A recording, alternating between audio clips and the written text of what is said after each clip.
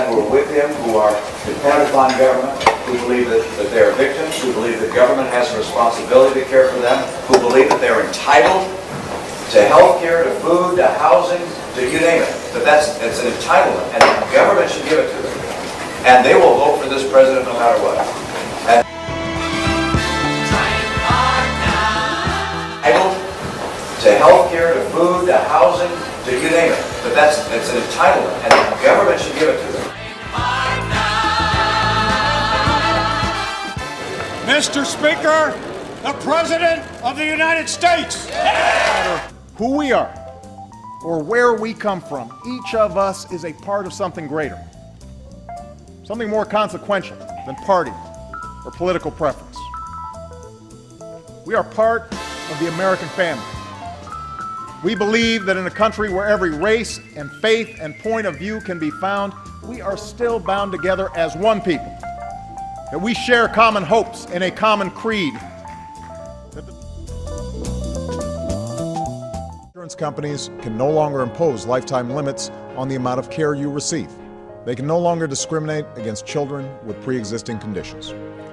They can no longer drop your coverage if you get sick. They can no longer jack up your premiums without reason. They are required to provide free preventive care like checkups and mammograms. Young adults under the age of 26 are able to stay on their parents' health care plans. Seniors receive a discount on their prescription drugs. And by this August, nearly 13 million of you will receive a rebate from your insurance company because it spent too much on things like administrative costs and CEO bonuses and not enough on your health care. All of this is happening because of the Affordable Care Act.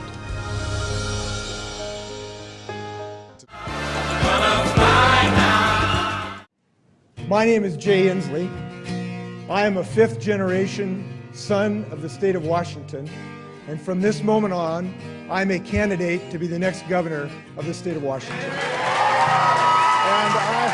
thank you. I understand workers both on the east side of Washington and on the west side of Washington. I am a candidate who understands Washington outside the shadow of the Space Needle. I'll just share when I first ran for the State House, I ran against a two-term incumbent and I was outspent 2-1.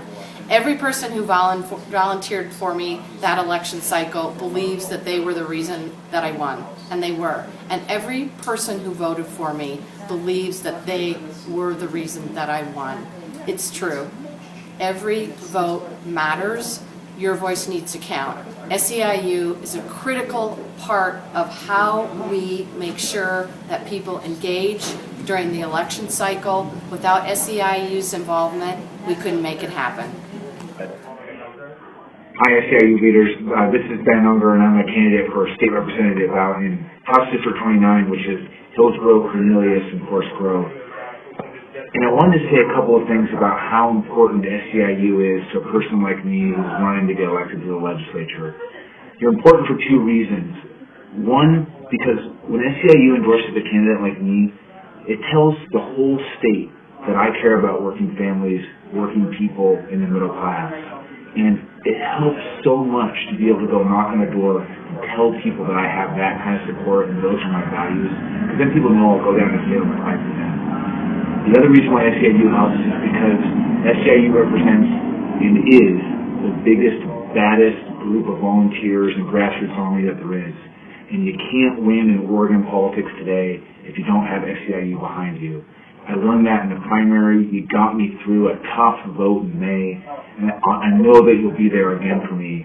And having you by my side, both as an endorser and as a volunteer, it makes all the difference. So thank you for everything that you do. Together, we're going to win this thing. It's the people. This is a city where we try to have the tide lift all the boats. This is a city where I want working people to raise their kids, have those kids go to public schools, have those public schools be great places, be great neighborhoods. This isn't a city just of the wealthy. Told us the future is not a gift, it is an achievement. Sustaining the American dream has never been about standing pat. It has required each generation to sacrifice and struggle and meet the demands of a new age. And now it's our turn.